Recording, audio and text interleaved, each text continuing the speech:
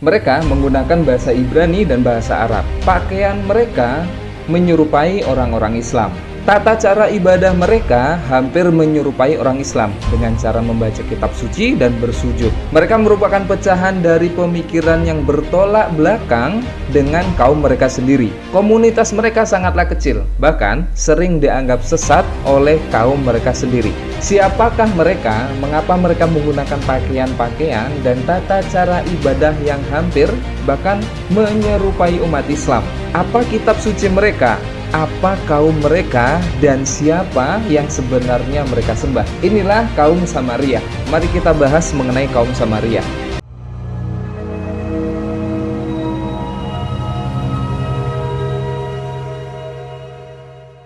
Bismillahirrahmanirrahim. Assalamualaikum warahmatullahi wabarakatuh. Alhamdulillahirrabbilalamin. Allahumma sholli ala sayyidina Muhammad wa ala ali sayyidina Muhammad. Alhamdulillah teman-teman, gimana keadaannya? Semoga dalam keadaan sehat selalu, dan yang sakit semoga Allah sembuhkan dan Allah angkat derajatnya. Alhamdulillah, jadi pada video kali ini kita akan membahas salah satu kaum yang menyerupai agama Islam dari tata cara ibadah dan pakaiannya yang mereka gunakan sehari-hari. Inilah dia kaum Samaria. Kaum Samaria sendiri teman-teman berlokasi di negara Palestina. Para kaum Samaria ini adalah salah satu agama Samarita yang berafiliasi seperti agama Yahudi. Mereka merupakan pecahan dari Yudaisme dan mereka salah satu agama Abrahamik tertua di dunia. Mereka menggunakan bahasa Ibrani dan bahasa Arab, dan mereka adalah kaum terakhir yang masih menggunakan bahasa Ibrani sebagai media peribadahan mereka, dan mereka sangat mematuhi hukum Taurat. Mereka mengklaim bahwa Taurat yang mereka bawa saat ini adalah Taurat yang asli, bukan seperti Taurat yang dibawa oleh orang Yahudi atau orang Yudaisme, yang bagaimana kita tahu sendiri Taurat yang mereka bawa adalah Taurat yang telah diubah-ubah, bahkan dipalsukan. Dan agama Samaria sendiri teman-teman menggunakan kitab Torah Samaria. Kitab Torah Samaria adalah salah satu naskah yang berisi kelima kitab pertama dalam kitab Ibrani. Jadi mereka mengklaim bahwasanya kitab mereka ini adalah susunan dari kelima kitab yang telah diturunkan kepada Nabi Musa, dan mereka mengklaim bahwasanya kitab yang mereka bawa atau kaum mereka itu membawa Torah asli atau Torah yang diturunkan secara langsung kepada Nabi Musa. Orang-orang Samaria mereka meyakini bahwa Taurat Yudaisme sudah dirusak dan dicampur tangani oleh manusia-manusia dan bukan lagi kitab suci. Seiring dengan waktu dan sudah melenceng pada hukum-hukum Torah yang sudah dibawa oleh Nabi Musa itu sendiri. Jika dilihat teman-teman, orang-orang Yahudi atau Yudaisme menggunakan tembok ratapan sebagai media mereka untuk beribadah dan menyembah kepada Allah Subhanahu wa taala. Tetapi kaum Samaria menganggap Gunung Nugerisim adalah tempat suci untuk mereka beribadah dan untuk mereka membaca Torah dan menyembah kepada Allah Subhanahu wa taala. Kaum Samaritisme meyakini bahwa Tuhan hanyalah satu dan bernama Yahweh. Sedangkan Yahweh sendiri adalah Tuhan yang disembah oleh nabi-nabi sebelum Nabi Musa. Dan Tuhan sendiri bersifat mutlak dan tidak ada tandingannya dan sekutunya. Prinsip ini teman-teman sama seperti prinsip orang Islam, bahwasanya Tuhan itu Maha Satu, Tuhan itu Maha Esa, tidak diperanak dan tidak diperanakan. Mereka menjunjung tinggi nilai tauhid dalam konsep ketuhanannya mereka. Cuma ketika kita memanggil Tuhan kita dengan sebutan Allah Subhanahu wa taala, seorang muslim, tapi mereka menyebutnya dengan nama Yahweh sesuai yang tertuang pada Torah Musa yang mereka pahami pada saat ini. Iman Samaria sendiri bersifat tidak bisa diganggu-gugat dan tidak bisa dicampur tangani atau dicampur adukkan dengan keyakinan agama lain. Iman inilah yang mereka pegang sungguh-sungguh dari mulai ajaran Nabi Musa hingga saat ini. Bahkan teman-teman, mereka mengklaim bahwa kitab Torah yang diturunkan kepada Nabi Musa itu sendiri merupakan kitab suci jika ada seseorang yang mengimani dan menjalankan hukum Torah Samaria akan selamat pada kehidupan yang akan datang setelah kehidupan di dunia atau kematian. Sebenarnya kaum Samaria ini juga mengimani bahwasanya akan ada alam setelah alam dunia. Mereka mengimani bahwa akhirat itu ada, pertimbangan amal dan pertimbangan perbuatan kita itu ada. Hampir sama seperti di Islam. Kaum Samaria menganggap Nabi Musa adalah utusan terakhir dari para nabi. Oleh sebab itu, mereka menolak adanya nabi utusan setelah kematian Nabi Musa. Mereka juga menolak adanya Injil Isa dan juga Al-Quran.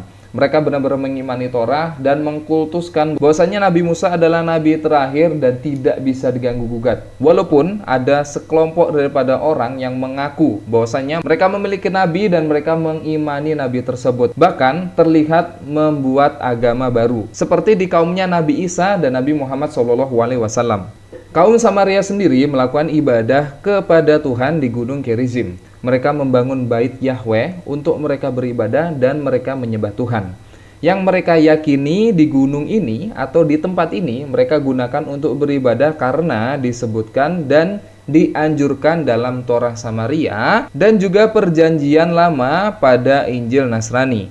Gunung Gerizim ini adalah tempat dan satu-satunya gunung suci bagi kaum Samaria. Gunung ini berlokasi di sebelah tepi barat Palestina. Mereka tidak mengakui kesucian Yerusalem dan Gunung Moria. Dan hal ini membuat pertentangan juga perpecahan antara kaum Samaria dan kaum Yahudi atau penganut Yudaisme. Jadi mereka memiliki pemikiran yang berbeda antara kaum Yahudi Yudaisme dengan kaum Samaria sendiri. Walaupun mereka sama-sama dari kaumnya Nabi Musa dan menganggap kitab Torah sendiri adalah kitab suci. Kaum Samaria ini teman-teman sama seperti agama Islam yang mempercayai bahwasanya akan ada datangnya hari kiamat. Dan ketika hari kiamat itu datang, maka muncullah sesosok manusia yang bernama Tahet. Tahet ini adalah Mesias atau juru selamat dari Bani Yusuf. Mereka meyakini bahwa Tahet ini akan menjadi nabi selama 40 tahun untuk menyelamatkan kaum-kaum yang masih mempercayai dan masih mengimani hukum Torah yang dibawa oleh Nabi Musa. Kaum Samaria sendiri sangat mengagumi hari Paskah, di mana mereka beribadah di Gunung Gerizim dan menyembelih domba sebagai persembahan kurban untuk Tuhan Yahweh, seperti halnya Islam. Namun, kurban yang dipersembahkan kepada Tuhan Yahweh ini sendiri sedikit berbeda dengan umat Islam. Mereka menyembelih 40 domba dalam sehari pada hari Paskah tersebut. Dan perlu teman-teman di sini ketahui bahwasanya karena mereka banyaknya penekanan dari kaum sebelahnya, yaitu kaum Yahudi yang berafiliasi kepada Yudaisme agar berpindah agama terhadap agama yang mereka yakini, yaitu agama Yudaisme. Walaupun mereka sudah memisahkan diri dari orang Yahudi 2000 tahun yang lalu. Namun saat ini agama Samaria sendiri hanya memiliki 700-an pengikut yang ada di bagian tepi barat Palestina. Mereka yakini bahwasanya kaum Samaria ini tidak boleh menikah dengan kaum di luar Samaria. Lebih tepatnya, mereka harus menikah dengan kaum Samarianya saja, tidak dengan orang-orang Yahudi di luar Samaria, ataupun mereka mencari di negara lain. Dan hal yang unik yang lainnya teman-teman adalah tidak boleh ada orang yang masuk pada agama Samaria ini sendiri. Orang luar tidak boleh masuk ke agamanya mereka, yang mereka yakini bahwasanya agama Samaria ini adalah agama yang paling benar yang dibawakan oleh Nabi Musa. Berbeda dengan Islam, ketika ada orang mempelajari Islam, dia tertarik dengan Islam dan ingin masuk atau memeluk agama Islam, kita sangat welcome dan kita sangat memberi fasilitas pada orang tersebut. Tapi tidak bagi kaum Samaria, karena mereka menganggap diri mereka eksklusif dan hanya golongannya mereka yang boleh belajar ilmu dari Torah itu sendiri. Sejarah kaum Samaria ini adalah suatu entitas yang terpisah dari kaum Yahudi atau Yudaisme, dan mereka kembali ke zaman Nabi Musa. Mereka tidak mau disamakan dengan orang Yahudi. Begitu sebaliknya, orang Yahudi pun atau orang Yudaisme tidak mau disamakan dengan kaum Samaria. Tapi sebenarnya teman-teman, jika dilihat dari sejarahnya, orang Samaria dan orang Yahudi, orang Yudaisme ini sama-sama dari kaumnya Nabi Musa. Mereka memiliki nenek moyang yang sama, mereka memiliki sejarah yang sama, tetapi karena mereka berbeda keyakinan dan pemahamannya, mereka berpisah dan tidak saling menganggap agama yang benar satu sama lain. Jadi hanya menganggap agamanya dia yang paling benar dan ajaran Torahnya dia yang paling benar.